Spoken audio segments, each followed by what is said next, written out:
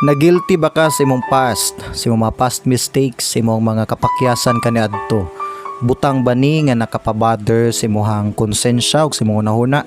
Muna pagisgutan nato ni Buntaga. Welcome gihapon sa atong daily devotional. Ako gihapon ni si Pastor John Incargas. Akong i-share ninyong verse karong buntaga nato. Dirita sa Acts chapter 3 verse 19.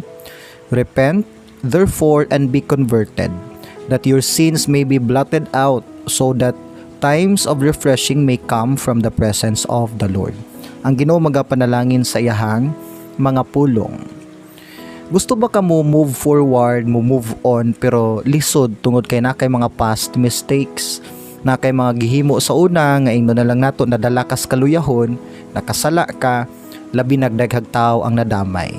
Tungod ni ana posible na himong piniriso imong hunahuna o imong emotion nga to the point nga dili na ka makagawas og naglisod na kag pangandoy og bag-o para nimo murag diha na lang nagatuyok ang imuhang kalibutan sa imuhang kapakyasan og murag lisod na para magbag-o ka. Higala igsuon dili na mao ang disenyo sa imong kinabuhi. Natural gyud nate mga mistakes. Ako daghan kog mistakes sa akong past. Tanang tao na agit tay stories sa atong mga failures and mistakes. Pero abi nimo, ang issue dili man kung napakyas ka or wala. Ang issue is kung nibangon ka or wala. So karon kinahanglan ka mo bangon sa imuhang pagkahagba. Bangon o nasipyat man ka o kung gitagaan ka sa Ginoo karog bag-o nga mga sinugdanan, ayaw tuguti nga pugnan ka sa imong past. Unsaon man Pastor John, unsaon man ako ni pag let go nga guilty magyud kay kustanan. Well, ang verse katong gibasa, ingon ang Ginoo dinhi, repent therefore and be converted. Ang first phrase sa verse na ang first word nga repent. Repentance means muna siya ang pag-change nimo sa imong mind. Pag talikod nimo sa imong past nga mga mistakes, past nga mga sala ug pag-atubang nimo ubalik sa Ginoo. Usa ni ka desisyon nga moingon ka, Lord, pasaylo ako sa akong mga sala, talikdan ako tong akong mga sala kaniadto ug mobalik ko nimo.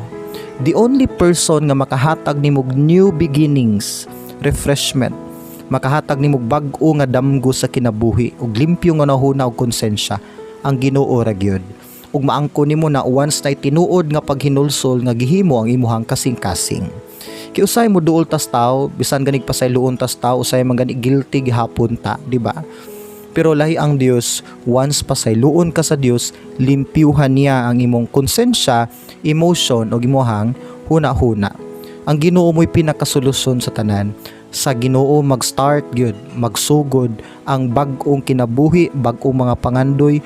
Ang dili mo agi sa Ginoo, muna mo agi silang mga failures, discouragement ug dagkog pagmahay sa ilahang kinabuhi. So na-challenge karon ang Ginoo nimo. Andam ba ka magbag-o? Gusto ba ka tagaan kanyag bag-ong direksyon, tagaan kanyag bag-ong relationships, tagaan kanyag bag-o nga trabaho, bag-o nga kurso, bag-o nga negosyo? Gusto ba ka nga tagaan ka sa Ginoo bag-o nga sinugdanan para ma-inspire o ma-motivate na pud kag balik? Now, walay shortcut sa prinsipyos kinabuhi. Balik yug ka sa basic. Ingon na Ginoo, repent of your sin. Hinulsuli yung mga sala, duol sa Ginoo sincerely, luhod o niyang gabi or mangita kag part asa ka makaampo sa Ginoo. Simpre lang nimo, Lord, pasaylo ako sa akong mga sala. Willing na ko Ginoo magbag-o. Willing na ko, Lord, mubalik nimo. And then Ginoo pasaylo sa iyong mga sala. And then pangitag way nga mas ma-monitor ka spiritually. Pangitag pamaagi nga makapangalagad ka sa Ginoo tungod kay ang principle sa success o kadaugan sa kinabuhi dili man lang puro paningkamot, kundi napud ang pag-surrender, pagtugyan ug ang pag-serve nimo sa Ginoo. And this time usani ka bag-o gyud nga sinugdanan na kay partner na nimo dinhi ang Ginoo.